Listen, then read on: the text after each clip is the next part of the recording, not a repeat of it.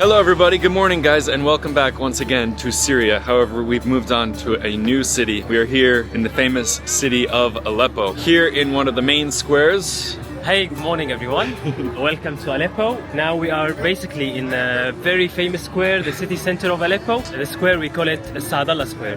Sadala. And right behind us, you can see this giant mural of like the chains breaking and kind of the liberation movement. Exactly.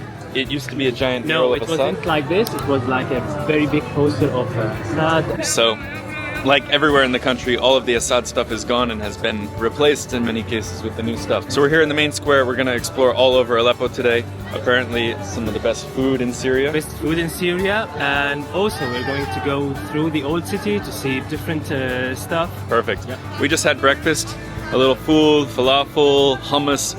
It was delicious. So we're off to a very good start, but stay tuned, we got a lot more coming. اهلا وسهلا وبالسلامة. شكرا جزيلا. هي كبة حلبية صوتية، هي شغل ايدنا، لحم ما فيها، هي اللحمة. Meat. This is the meat. His father used to do the same thing. Wow. Mostly what makes this wrap cheap because it doesn't have meat. So the meat for them is the red pepper. It's spicy. So what is well known about Aleppo people, they like spicy food. If you want it spicy, they add the kubbe first, the piece of kubbe. It's fried. So kubbe is the burger.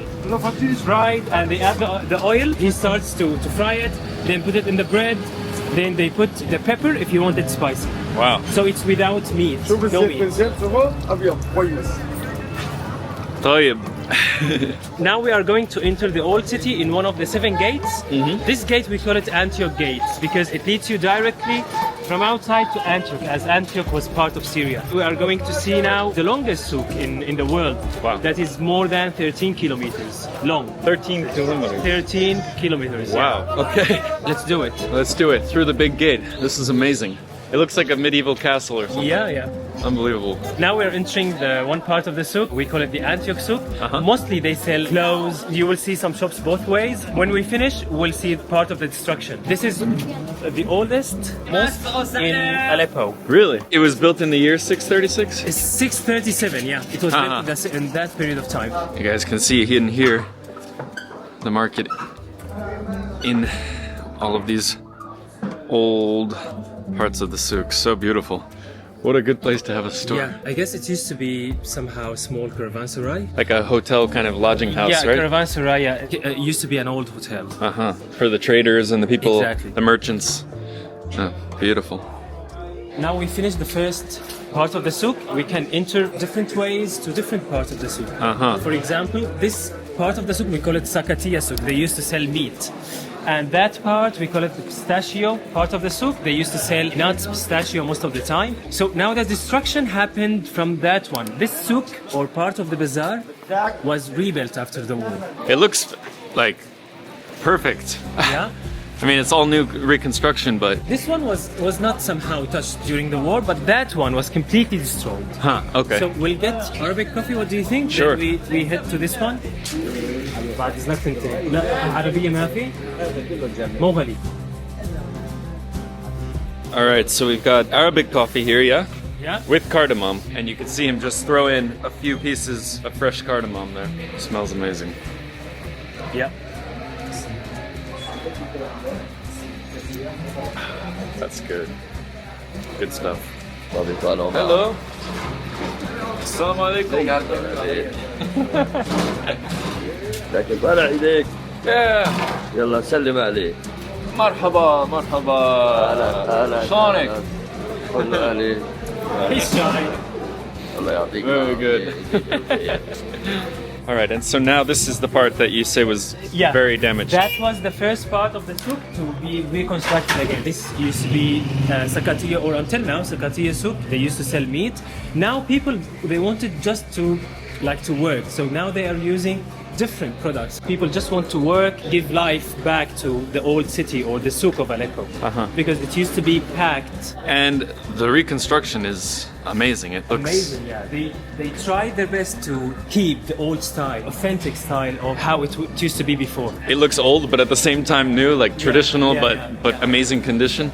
That's amazing. Wow. And you were saying, in general, with the destruction that happened during the war here, people here would rebuild immediately. Is that right? Exactly. When the war stopped in Aleppo, 2018, beginning of 2019, people directly went to reconstruct and rebuild their houses or the souk or their shops. The resilience is amazing.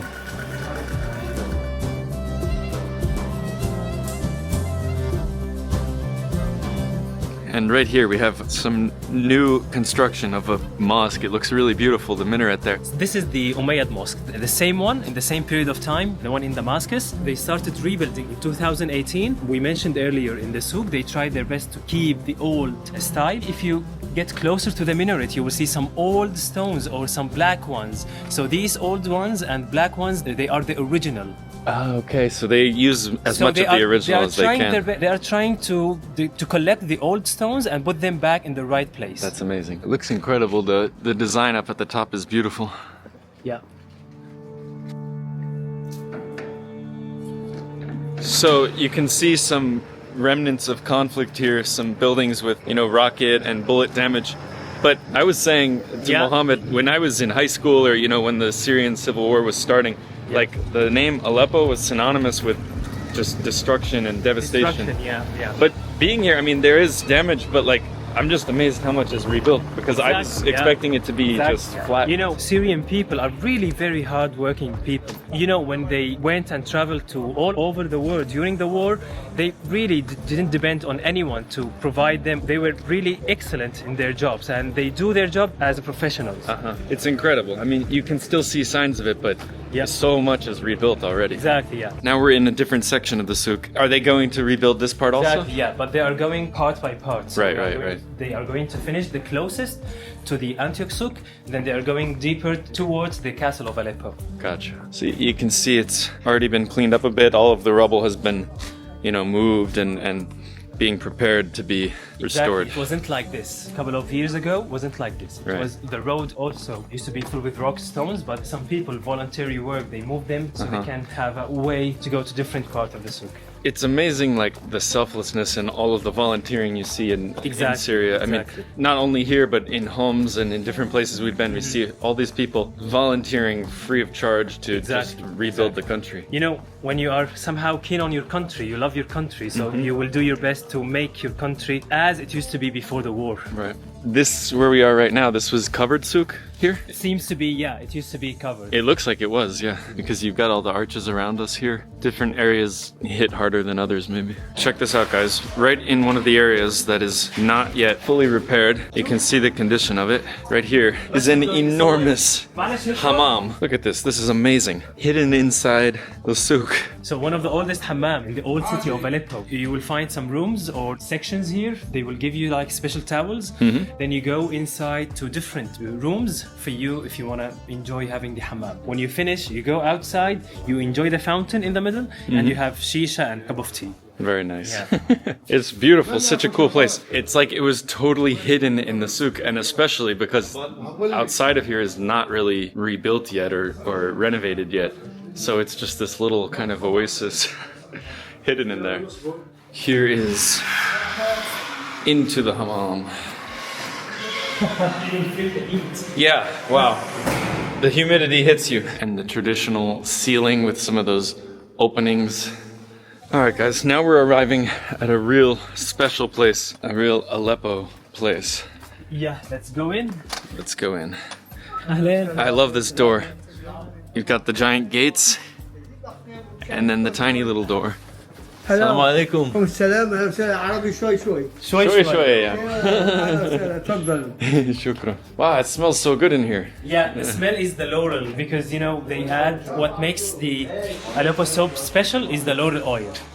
So this is an Aleppo soap factory. This place is considered to be like one of the oldest places to make and produce Aleppo soap. And it's world famous. I mean, Aleppo soap is known all over the world. Exactly, because of the good or the perfect quality. So that's why we distribute it to all over the world. Amazing. Let me tell you, we are now in the right time because they make soap only 2 months a year. Wow. They need very cold temperature, so they cook December and January most of the thing, and they wait until they become ready to be sold outside. So the first step is this one. So the main 3 ingredients to make the Aleppo soap: the olive oil and the laurel oil and the caustic soda. Caustic soda. Yeah, in these bags over there. Okay. So they put them here inside and they start to mix all of these. They wait with the special tubes like these.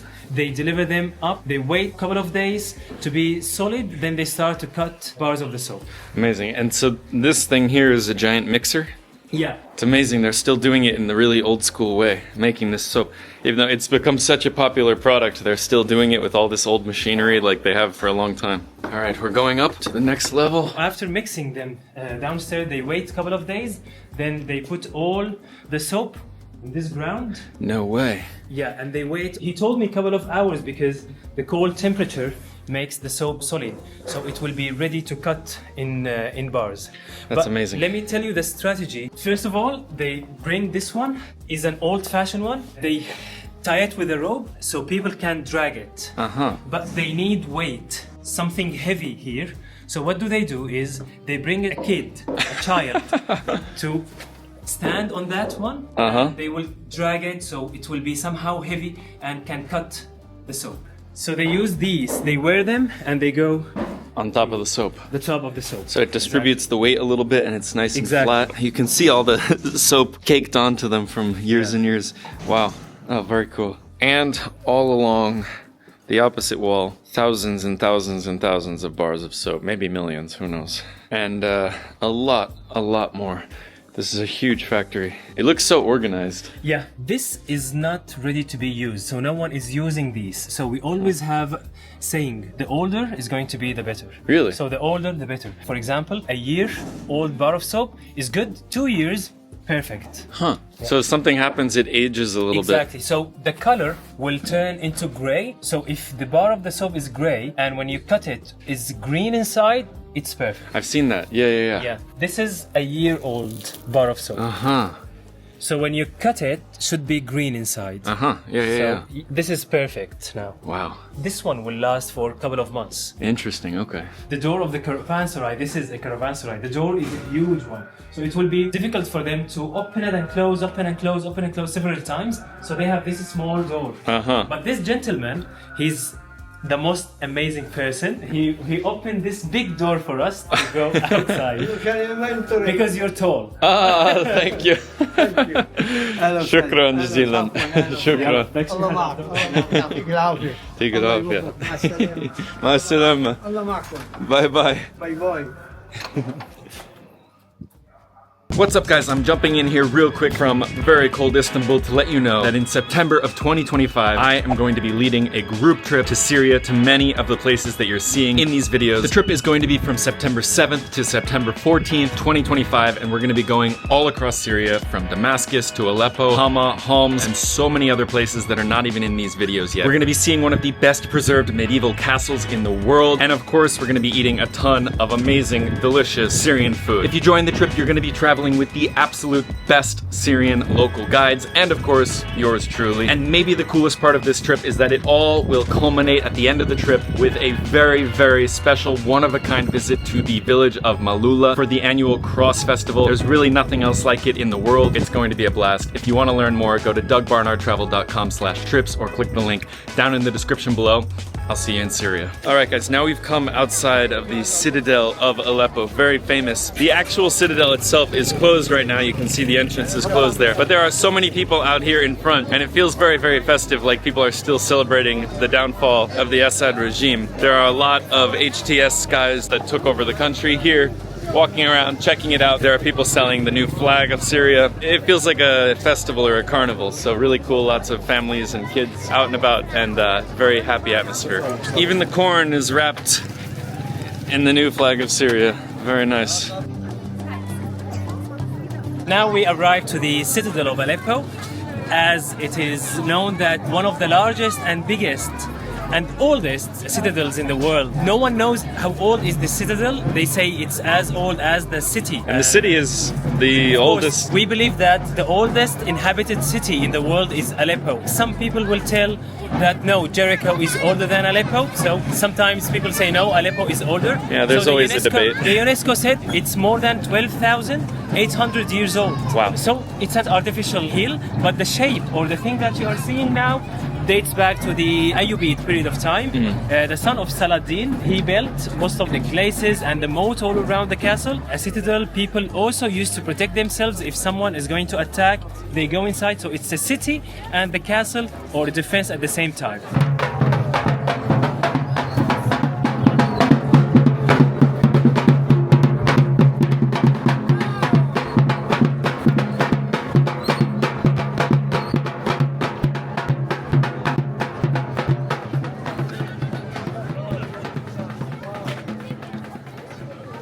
Alright guys, and it's lunchtime now. We have come to apparently one of the most famous falafel places here in Aleppo. See it there behind me.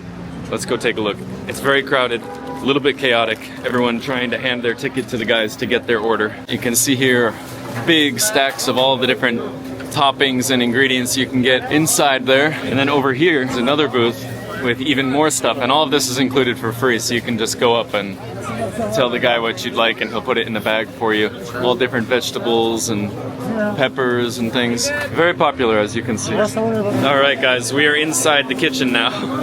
Got some special access, and wow, look at this production line. Oh my gosh. That is amazing. All of the tahina. There goes the pomegranate. Got some fresh greens, and it looks like pickled cabbage. So colorful. Some tomato.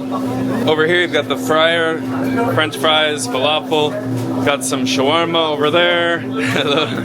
Chips. Wow, chips. And the falafel. Wow, it smells amazing. All these fresh herbs, there's mint and a lot of hungry customers. And here is ours. Oh my god, it looks so pretty. I insisted for him to pay for these and they refused.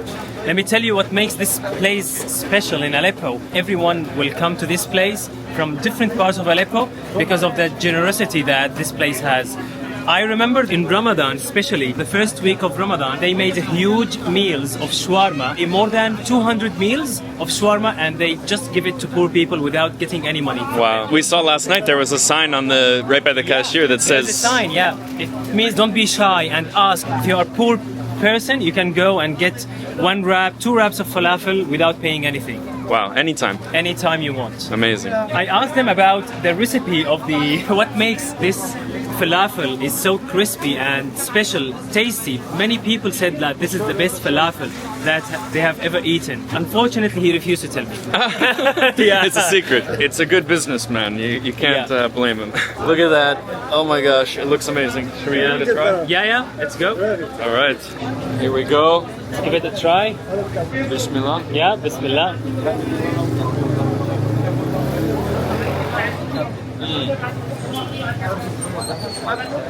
The more tahini, when you put on the falafel, will be very yummy. So crispy on the outside, fluffy on the inside, but very light.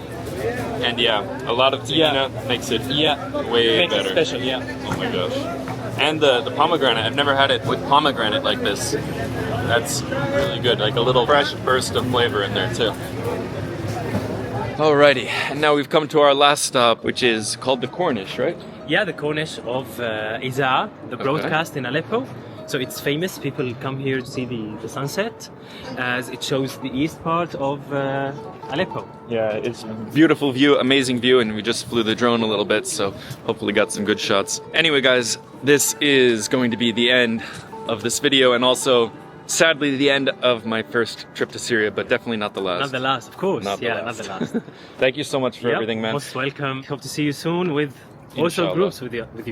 We're going to be bringing a group, so Yeah. stay tuned for that, Yeah. guys, and we hope to see you here too.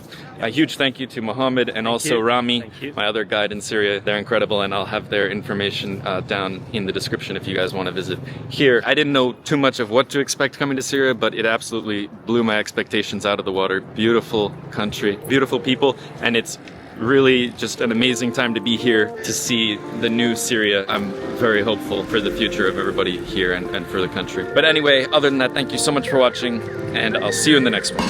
Bye-bye.